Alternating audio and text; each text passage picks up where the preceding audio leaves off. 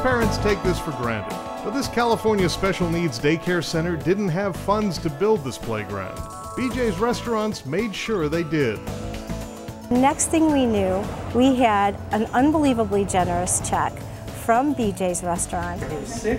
Rob DeLima runs BJ's task force and says his job is easy. When managers and associates suggest a project, he just says yes. I get calls from managers saying, would it be okay if I helped with this walkathon? Would it be okay if I helped paint a house, build a playground? And I always say, absolutely. What always surprises me how passionate and involved team members that work in our restaurants get with the causes that they want to support. 1 million pounds of food go out the door a month. We can't do it without them. BJ's Restaurants last year, they came down and they had to work. They sorted food to feed 200,000 people. We are a public company. We have to make profits. But there's a heart that beats there too, and it's such an important part of our culture.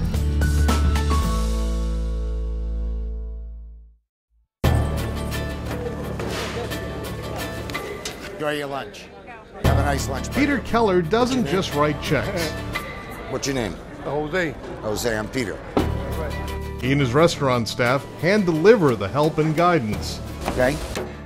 Just completed culinary arts school. And here I am submitting my resume to in your hand. Okay, let's see what we can do. Peter and all the volunteers from Rod's Steak and Seafood Grill cherish their time at Eva's Village. Just a short drive, but worlds away from the restaurant they call home. I know quite a few restaurateurs who are involved like this, and I think they share the same view that I have, that this can be just as rewarding as a full house on Saturday night. Peter and his family continuing the community service their father began when he founded Rod's a half-century ago. They've helped raise nearly $2 million for the village and served thousands of meals.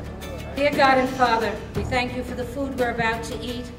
We wouldn't exist without people like Peter Keller. Much of our mission is really based on the kindness of people, on the goodness and the generosity of people. This is far more than meals, homeless housing, job training, healthcare, education, an inner-city oasis. I'll be out on the street. Seriously, me and my 3 children. Yeah, it's a blessing for Eva.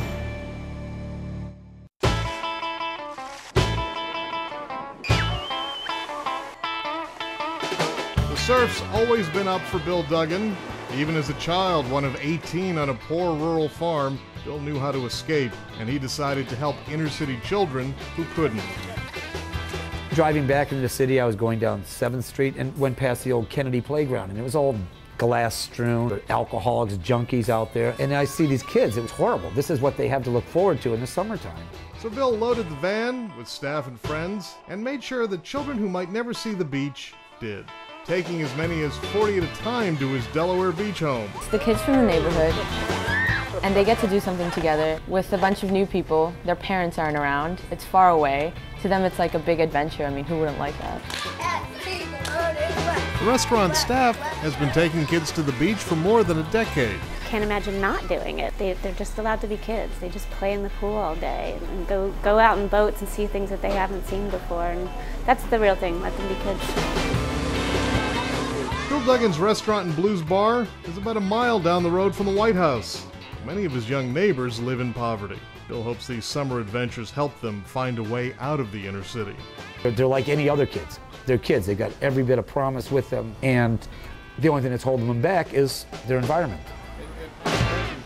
Oh, I'm really good at this, you know. There is an amazing amount of therapy in a pepper. What kind of pepper? The string bean, even the chicken laying eggs for breakfast. This is Webster House, a substance abuse treatment community built on post-Revolutionary War statesman Daniel Webster's New Hampshire homestead. The Common Man family of restaurants founder and CEO Alex Ray spent millions turning it into one of the state's only residential treatment centers. Well, the community of alcoholism and drug addiction is insidious, and everybody knows someone, and this place is built to be reachable, affordable. This is not the time when people would open a place. In fact, when they called me, I said, you gotta be kidding me. Everybody else is shutting down, and you're talking about building a place. Alex saw a need for New Hampshire. He thought that this was one way that he not only could give back to the community, but also give back to the industry and those individuals that work for us that are in need. And it's people like Alex that are chipping in, are paying back for everything that the community's given to them. The treatment center, just one of countless charities Alex Ray has championed, from troubled children to cancer fundraisers, volunteers doing something for their customers virtually every day. They're proud to be a part of this place that they constantly know is out doing things, that they're doing good things in the community. Lots of things, every day, every restaurant. Restaurants that cherish their communities. Companies nurturing volunteers, helping neighbors, supporting families who help their restaurants thrive. Doing great things for their communities. The 2009 Restaurant Neighbor Award winners.